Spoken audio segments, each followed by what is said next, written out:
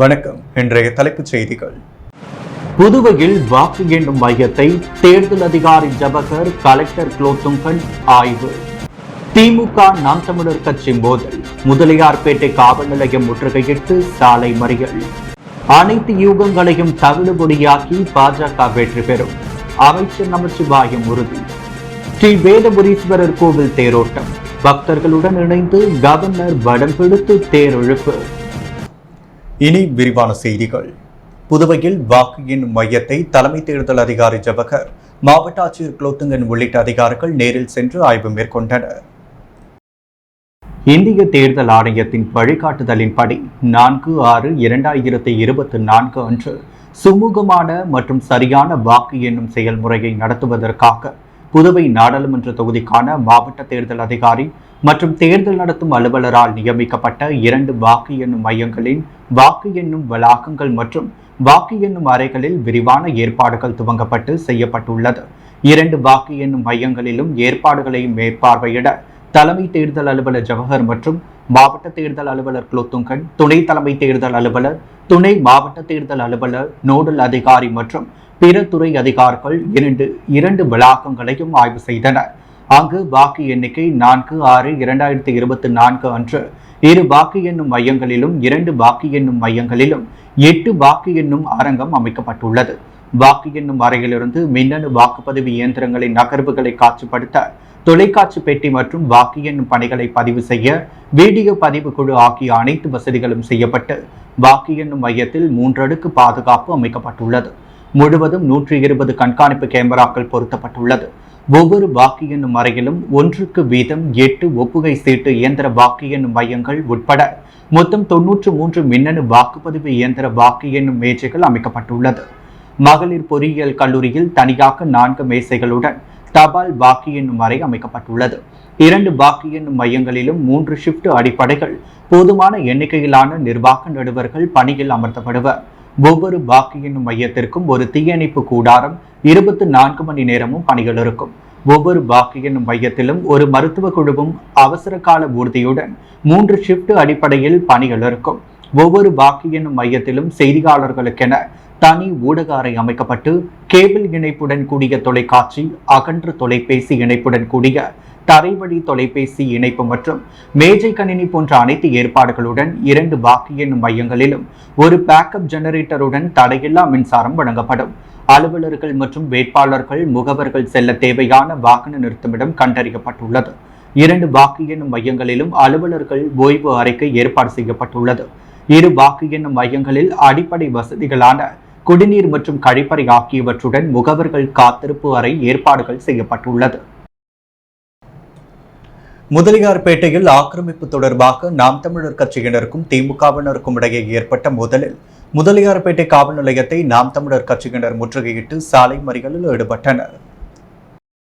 புதுச்சேரி வேல்ராம்பட்டில் ஏரிக்கரைக்கு செல்லும் சாலையானது விரிவாக்கம் செய்யப்பட்டு வருகிறது. இதற்காக சாலையோரம் நின்ற மரங்கள் வெட்டப்பட்டு ஆக்கிரமிப்புகள் அகற்றப்பட்டுள்ளது.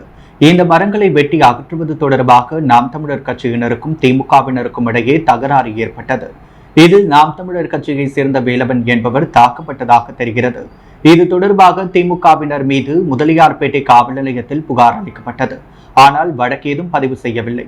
இந்த நிலையில் திமுகவினர் மீது வழக்கு பதிவு செய்ய கோரி நாம் தமிழர் கட்சியினர் முதலியார்பேட்டை காவல் நிலையத்தை முற்றுகையிட்டனர். சாலை மறியலில் ஈடுபட்டதால் அங்கு பரபரப்பு ஏற்பட்டது. அவர்களிடம் இன்ஸ்பெக்டர் செந்தில்குமார் பேச்சுவார்த்தை நடத்தினார். இது தொடர்பாக உரிய நடவடிக்கை எடுப்பதாகவும் உறுதியளித்தார். இதைத் தொடர்ந்து நாம் தமிழர் கட்சியினர் போராட்டத்தை கைவிட்டு கலைந்து சென்றனர். தவறான யூகங்களை பொய்யாக்கி பாஜக வெற்றி பெறும், 3வது முறையாக நரேந்திர மோடி பிரதமராக பதவியேற்பார் என புதுவை மாநில உள்துறை அமைச்சருக்கு மக்களவை தொகுதி பாஜக வேட்பாளருமான நமச்சிவாயம் தெரிவித்துள்ளார். புதுச்சேரியில் பாஜக சார்பில் மக்களவை தொகுதி மேலாண்மை கூட்டம் தனியார் விடுதியில் நடைபெற்றது. கூட்டத்திற்கு பாஜக புதுவை மாநில தலைவர் செல்வகணபதி எம்பி தலைமை தாக்கினார். கட்சியின் மேலிட பொறுப்பாளர் நிர்மல்குமார் சுரானா முன்னிலை வகித்தார். கூட்டத்தில் அமைச்சர் நமச்சிவாயம் பேசும்பொழுது, புதுவையில் மக்களவை தொகுதி தேர்தலில் பாஜக வெற்றி பெற கட்சியின் அனைத்து நிர்வாகிகளும் சிறப்பாக பணியாற்றியுள்ளனர். அனைவருக்கும் கட்சி சார்பிலும் வேட்பாளர் என்ற முறையிலும் நன்றி தெரிவிக்கிறேன். மக்களவை தேர்தல் குறித்து பல்வேறு யூகங்கள் வெளியாகி வருகின்றது. அனைத்து யூகங்களையும் தவிடுபொடியாக்கி பாஜக வெற்றி பெறும். அதன் அடிப்படையில் வரும் ஜூன் 4ஆம் தேதி பிரதமர் நரேந்திர மோடியை மீண்டும் 3வது முறையாக பிரதமராக பதவியேற்பார். ஆகவே வெற்றியை கொண்டாடுவதற்கு பாஜகவினர் அனைவரும் தயாராக வேண்டும் என்றார். கூட்டத்தில் கட்சி பணிகள் குறித்து மேலிட பொறுப்பாளர் நிர்மல்குமார் சுரானா ஆலோசனை வழங்கினார். இதில் அமைச்சர் சாய்ஜி சரவணகுமார், சட்டமன்ற உறுப்பினர்கள் வி பி ராமலிங்கம், சிவசங்கரன் உள்ளிட்டோர் கலந்து கொண்டனர். புதுவையில் மிகவும் பிரசித்தி பெற்ற ஸ்ரீ வேதபுரீஸ்வரர் கோவிலில் நடைபெற்ற தேரோட்டத்தில் துணைநிலை ஆளுநர் சி பி ராதாகிருஷ்ணன் உட்பட ஏராளமான பக்தர்கள் தேரை வடம் பிடித்து இழுத்து வழிபட்டனர். புதுவையில் மிகவும் பிரசித்தி பெற்ற காந்தி ஸ்ரீ திரிபுர சுந்தரி சமேத ஸ்ரீ வேதபுரீஸ்வரர் கோவிலின் 38ஆம் ஆண்டு மகோற்சவ விழா கடந்த 11ஆம் தேதி கொடியேற்றத்துடன் துவங்கி நடைபெற்று வருகிறது. இந்த நிலையில் பிரம்மோற்சவத்தின் முக்கிய நிகழ்ச்சியான தேரோட்டம் இன்று நடைபெற்றது. முன்னதாக அலங்கரிக்கப்பட்ட வேதபுரீஸ்வரர் மற்றும் ஸ்ரீ திரிபுர சுந்தரி அம்பாள் ஆகிய சுவாமிகள் தேரில் வைக்கப்பட்டு மகாதீபார்த்தனை காண்பிக்கப்பட்டது. தொடர்ந்து நடைபெற்ற தேரோட்டத்தில் துணைநிலை ஆளுநர் சி பி ராதாகிருஷ்ணன், அமைச்சர் லட்சுமி நாராயணன் உள்ளிட்ட ஏராளமான பக்தர்கள் தேரை வடம் பிடித்து இழுத்து வழிபட்டனர். புதுவையில் கடும் வெயில் தொடர் மழையால் காய்கறிகளின் வரத்து குறைந்துள்ளதால் விலை அதிகரித்து விற்கப்படுகிறது. புதுச்சேரியில் கடந்த 2 நாட்களாக புதுவையில் மழை விட்டு கோடை மழை பெய்து வருகிறது. தமிழகத்தில் ஒரு சில இடங்களில் மழை பெய்து வருகிறது. சில இடங்களில் கனமழை பெய்யும் என வானிலை மையம் அறிவித்துள்ளது. மழை காரணமாக புதுவையில் காய்கறிகளின் விலை உயர்ந்துள்ளது. புதுச்சேரி பெரிய காய்கறி மார்க்கெட்டில் நிலவரப்படி வெங்காயம் 1 கிலோ 30 ரூபாய், சாம்பார் வெங்காயம் 65 ரூபாய், தக்காளி 30 ரூபாய், ஜாம் தக்காளி 50 ரூபாய், கேரட் 60 ரூபாய், பீட்ரூட் 35 ரூபாய்க்கும், சவ் முள்ளங்கி 60 ரூபாய்க்கும், பீன்ஸ் 20 ரூபாய்க்கும், அவரைக்காய் 140 ரூபாய்க்கும், பச்சை மிளகாய் 80 ரூபாய்க்கும், குடைமிளகாய் 60 ரூபாய், முருங்கைக்காய் 50 ரூபாய், உருளைக்கிழங்கு 35 ரூபாய், நாட்டு கத்திரிக்காய் கிலோவிற்கு 55 ரூபாய், மாங்காய் 35 ரூபாய்க்கும், பட்டாணி 150 ரூபாய், இஞ்சி 160 ரூபாய், சோளம் 1 கிலோவிற்கு 40 ரூபாய்க்கு விற்கப்பட்டது. இது பற்றி காய்கறி கடை வியாபாரி ஒருவர் கூறுகையில், தமிழகத்தில் கடுமையான வெயில் தொடர்ந்து மழை பெய்து வருவதால் காய்கறிகளின் வரத்து குறைவாக உள்ளது. புதுவையில் காய்கறிகளின் விலை உயர்ந்துள்ளதாக தெரிவித்துள்ளார். புதுவையில் 10, 11, 12ஆம் வகுப்பு பொதுத் தேர்வில் தேர்ச்சி பெற்ற சலவை தொழிலாளர்களின் குழந்தைகளுக்கு ஊக்கத்தொகை மற்றும் பரிசுகள் வழங்கி பாராட்டும் நிகழ்வு நடைபெற்றது. புதுவையில் நடந்து முடிந்த 10, 11, 12ஆம் வகுப்பு பொதுத் தேர்வில் தேர்ச்சி பெற்ற சலவை தொழிலாளர்களின் குழந்தைகளுக்கு பரிசுகள், ஊக்கத்தொகை வழங்கும் விழா நடைபெற்றது. சங்க தலைவர் சுப்பிரமணியன், கௌரவ தலைவர் சண்முகம் தலைமை தாங்கினர். சிறப்பு விருந்தினராக ஓய்வு பெற்ற தொழிலாளர் துறை உதவி ஆணையர் முத்தலிங்கம், தொழிலதிபர் ஆனந்தகுமார், முருகன் ஆகியோர் கலந்து கொண்டு தேர்ச்சி பெற்ற அனைத்து மாணவ மாணவிகளுக்கும் ஸ்கூல் பேக் மற்றும் 90% எடுத்து தேர்ச்சி பெற்ற மாணவர்களுக்கு 5000 ரூபாய் விகிதம், 85 விழுக்காடு எடுத்து தேர்ச்சி பெற்ற மாணவர்களுக்கு 3000 ரூபாயும், 80% எடுத்து தேர்ச்சி பெற்ற மாணவர்களுக்கு 2000 ரூபாய் வீதமும் ஊக்கத்தொகையாக வழங்கி பாராட்டினார். இதில் சலவை தொழிலாளர்கள், நலசங்க நிர்வாகிகள் மற்றும் சலவை தொழிலாளர்கள் மற்றும் மாணவ மாணவிகள் பலர் கலந்து கொண்டனர். பாஜக பிரமுகர் தொழிலதிபர் தண்டபாணி பிறந்த நாளை முன்னிட்டு பாஜக மாநில தலைவர் செல்வ கணபதி உள்ளிட்ட பாஜக நிர்வாகிகள் திரளாக கலந்து கொண்டு வாழ்த்துக்களை தெரிவித்தனர். புதுவையில் பாஜக பிரமுகரும் தொழிலதிபருமான தண்டபாணி இன்று தனது பிறந்த நாளை தனியார் உணவகத்தில் கொண்டாடினார். புதுச்சேரி மாநில பாஜக தலைவர் செல்வ கணபதி நேரில் சந்தித்து சால்வை அணிவித்தும் பூங்கொத்து கொடுத்தும் வாழ்த்து தெரிவித்தார். மேலும் தண்டபாணி ஆதரவாளர்கள் தனியார் உணவகத்தில் கேக்குகளை வெட்டி பிறந்த நாளை கொண்டாடினர். தொடர்ந்து கதிர்காமம் தொகுதி திமுக பிரமுகர் வடிவேலு மற்றும் உழவர்கரை பாஜக நிர்வாகி அகிலன் உள்ளிட்ட ஏராளமான அரசியல் கட்சி நிர்வாகிகள், பொதுமக்கள், சமூக நல அமைப்பினர் என அனைவரும் திரளாக கலந்து கொண்டு தண்டபாணிக்கு சால்வை அணிவித்தும் பூங்கொத்து கொடுத்தும் வாழ்த்து தெரிவித்தனர். புதுவையில் வைகாசி விசாகத்தையொட்டி கதிர்காமம் ஸ்ரீ கதிர்வேல் சுவாமி ஆலயத்தில் நடைபெற்ற சிறப்பு பூஜைகள் முதலமைச்சர் ரங்கசாமி உட்பட ஏராளமான பக்தர்கள் பங்கேற்று சுவாமி தரிசனம் செய்தனர். புதுச்சேரி கதிர்காமம் அருள்மிகு கதிர்வேல் சுவாமி ஆலயத்தில் எழுந்தருளியுள்ள அருள்மிகு சுப்பிரமணிய அவதார வைகாசி விசாகத்தை முன்னிட்டு 108 பால்குட ஊர்வலம் மற்றும் 108 சங்காபிஷேக வைபவ விழா நடைபெற்றது. இதற்காக காலை 7 மணிக்கு 108 சங்கு ஸ்தாபனம் செய்யப்பட்டது. தொடர்ந்து 108 பால்குடங்கள் அருள்மிகு முத்துமாரியம்மன் ஆலயத்திலிருந்து புறப்பட்டு மாடவீதி வழியாக வலம் வந்து முருகன் ஆலயத்தை அடைந்த பின் அபிஷேகம் ஆராதனையும் நடைபெற்றது. தொடர்ந்து 108 சங்க அபிஷேகம் நடைபெற்றது. நிகழ்ச்சிக்கான ஏற்பாடுகளை கோவில் நிர்வாக அதிகாரி இளங்குமரன் மற்றும் உபயதாரர் வெள்ளாளர் வீதி கிருஷ்ணமூர்த்தி குடும்பத்தார் பொதுமக்கள் திரளாக கலந்து கொண்டனர். தொடர்ந்து உற்சவர் மற்றும் மூலர் ஸ்ரீ கதிர்வேல் சுவாமிகள் மற்றும் வள்ளி தெய்வானைக்கு சிறப்பு அலங்காரம் செய்யப்பட்டு மகாதீபார்த்தனை காண்பிக்கப்பட்டது. இதில் முதலமைச்சர் ரங்கசாமி உள்ளிட்ட ஏராளமான பக்தர்கள் பங்கேற்று சுவாமி தரிசனம் செய்தனர்.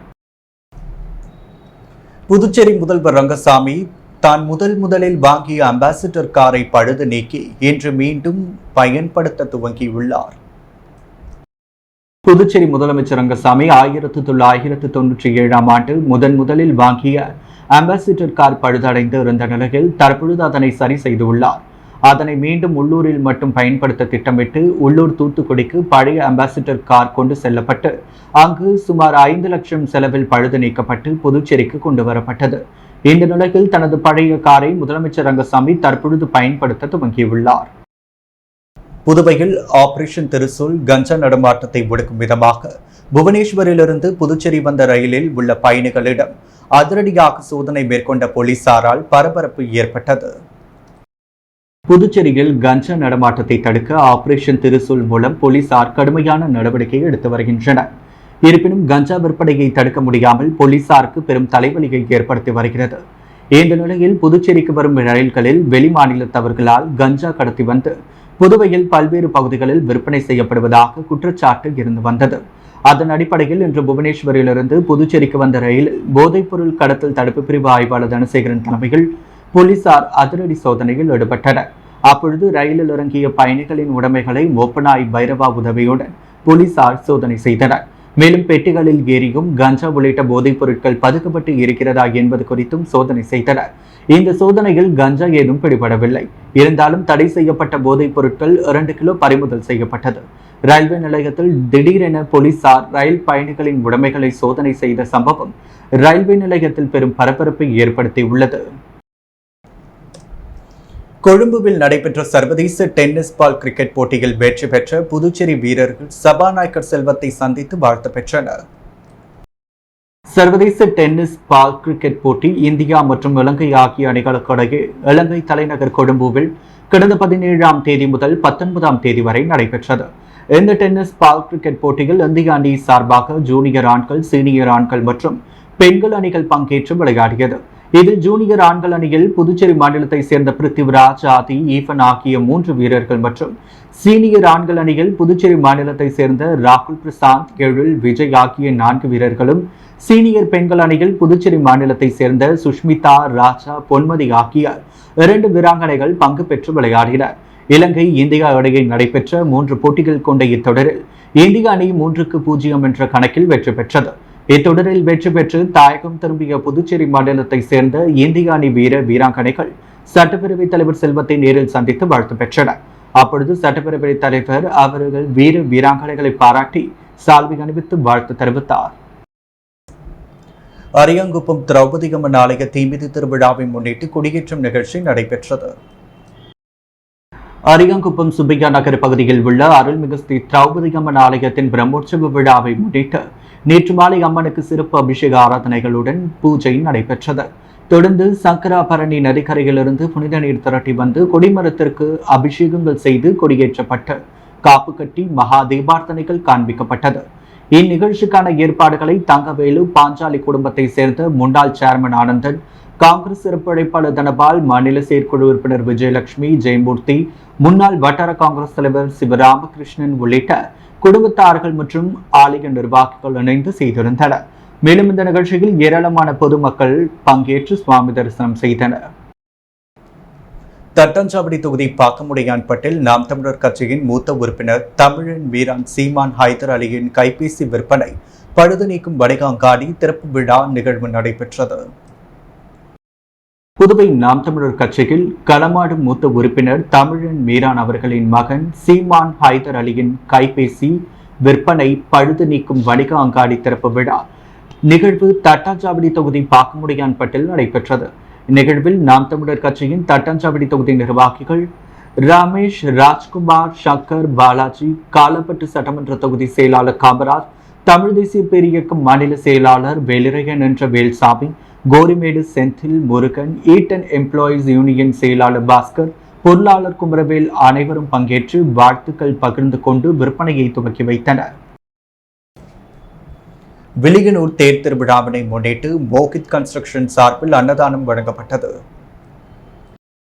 வில்லியனூர் பகுதியில் பிரசித்தி பெற்ற திருக்காமேஸ்வரர் கோவில் சித்திரை மாத தேர் திருவிழா இன்று வெகு சிறப்பாக நடைபெற்றது. தேரோட்டத்தையொட்டி பல்வேறு அரசியல் கட்சியினர், தொழிலதிபர்கள் பக்தர்களுக்கு அன்னதானம், நீர், மோர், கூழ், பாதாம் பால் வழங்கினர். அதன் ஒரு பகுதியாக மோகித் கன்ஸ்ட்ரக்ஷன் சார்பில் அதன் உரிமையாளர் ரவிக்குமார் தலைமையில் பாலகிருஷ்ணன் முன்னிலையில் பெருமாள் கோவில் வீதியில் அன்னதானம் வழங்கப்பட்டது. தேரோட்டத்தில் கலந்து கொண்ட பக்தர்களுக்கு வெஜிடபிள் பிரியாணி, லெமன் ரைஸ், தயிர் சாதம், தண்ணீர் பாட்டில் போன்றவை வழங்கப்பட்டது. இதில் முன்னாள் சேர்மன் பாலமுருகன் கலந்து கொண்டு பொதுமக்களுக்கு அன்னதானம் வழங்கி துவக்கி வைத்தார்.